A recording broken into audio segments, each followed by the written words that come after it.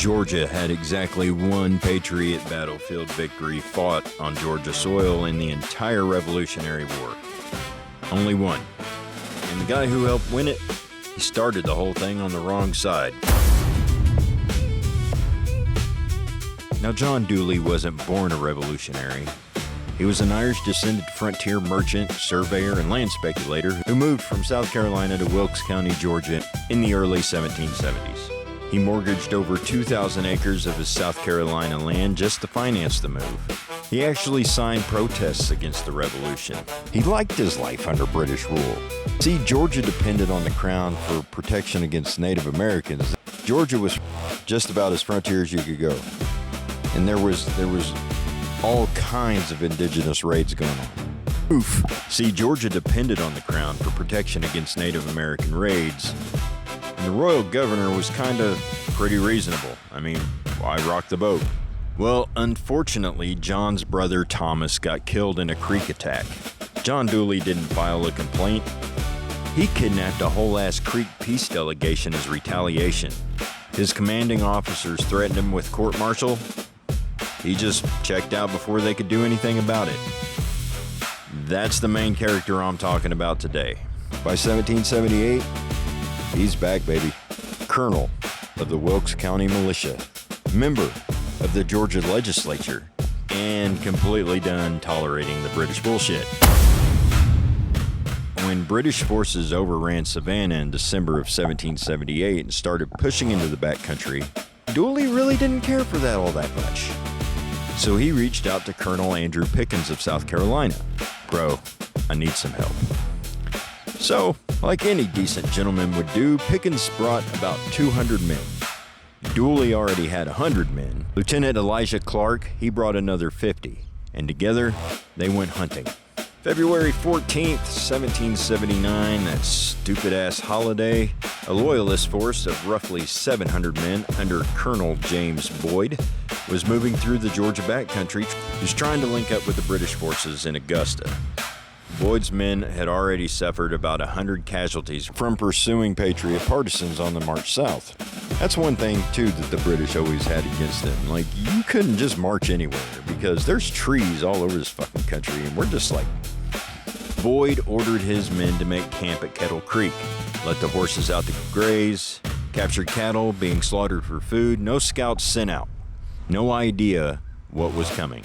Roughly about 4 miles away, Dooley, Pickens, and Clark were all loading their weapons. At 10 in the morning, they let hell loose. 3 columns, let's say average 340 men versus 700, outnumbered literally 2 to 1. Pickens, having the bigger force, he smashed into the British troops head on. Dooley and Clark tried to flank through the creek and the surrounding swamp. And the thing about fighting in swamps, you typically get bogged down. They got completely stuck on both sides of the loyalist positions.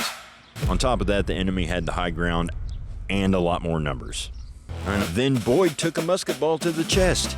The British troops, seeing their commander collapse, mortally wounded, the loyalist line was shattered.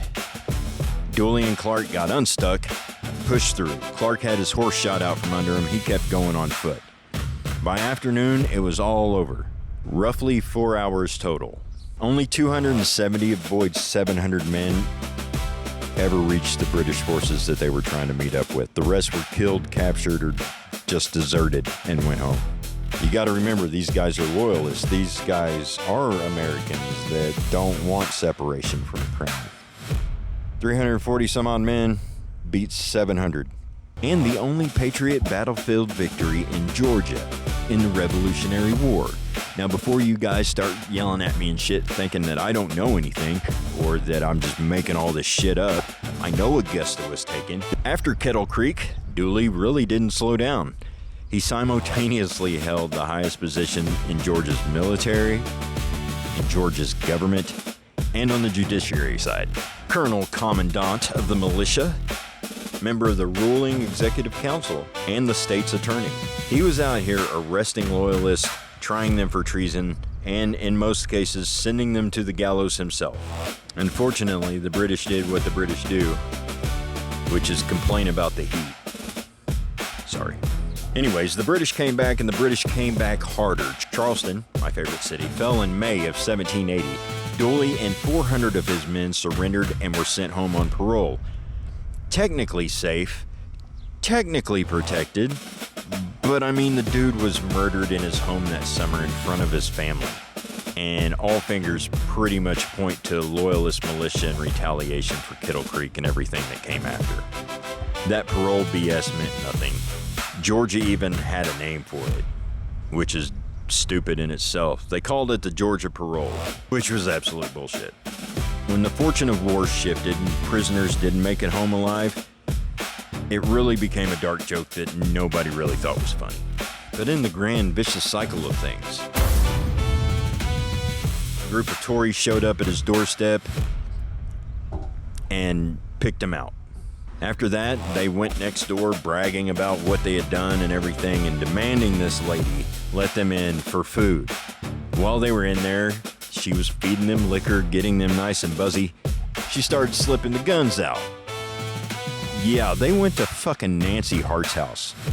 So, when they started noticing her slipping the guns out, she shot one of them in the face, held the rest of them at gunpoint till her husband showed up.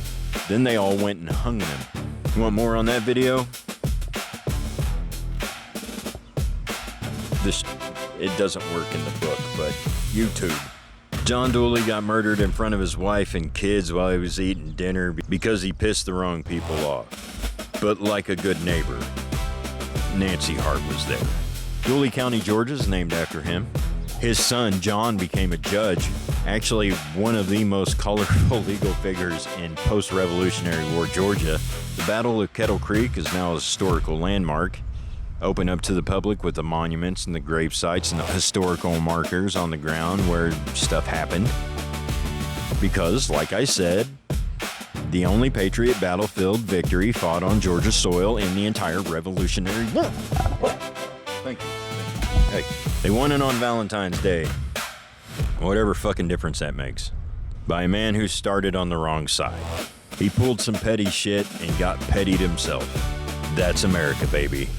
This is not in the book.